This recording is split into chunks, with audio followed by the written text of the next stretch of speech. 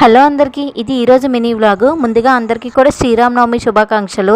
నిన్నంతా కూడా మన వైజాగ్లో కొంచెం వర్షం హడావుడి చేసింది కదా, అందుకే ఇల్లు అది కూడా నిన్న శుభ్రం చేసుకోలేదు. ఈరోజు మార్నింగే లేచిన తర్వాత చేసుకున్నాము. మా ఏరియాలో అయితే సీతారాముల గుడి ఉంది. ఎవ్రీ ఇయర్ కూడా శ్రీ సీతారాములకి శ్రీరామనవమి రోజు కళ్యాణం అయితే జరిపిస్తారు.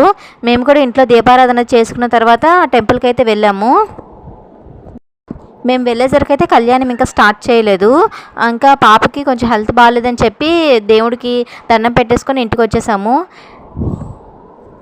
రాముల వారిని పూజించిన తర్వాత హనుమంతుల వారిని పూజించకపోతే బాగోదు కదా, అందుకని మా ఏరియాలోనే ఇంకా పంచముఖ ఆంజనేయ స్వామి టెంపుల్ అయితే ఉంది. ఇంకా అక్కడికి కూడా కొబ్బరికాయలు కొనేసి పట్టుకొని వెళ్ళి హనుమంతుల వారి దర్శనం కూడా చేసుకున్నాము. ఇక్కడ కూడా సీతారాముల కళ్యాణం చేస్తారు. అక్కడ మా ఏరియాలోనే పైన చేస్తారు, అలానే ఈ ఆంజనేయ స్వామి గుడి దగ్గర కూడా కళ్యాణం చేస్తారు.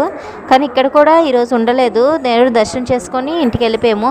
ఈ సంవత్సరానికి ఇలా అయిపోయింది. నెక్స్ట్ సారి బాగుంటే నెక్స్ట్ సారి కళ్యాణం చూస్తాము. ఇంకా గుళ్ళన్నీ తిరిగేసి ఇంటికి వచ్చేసరికి 11 అయితే అయింది.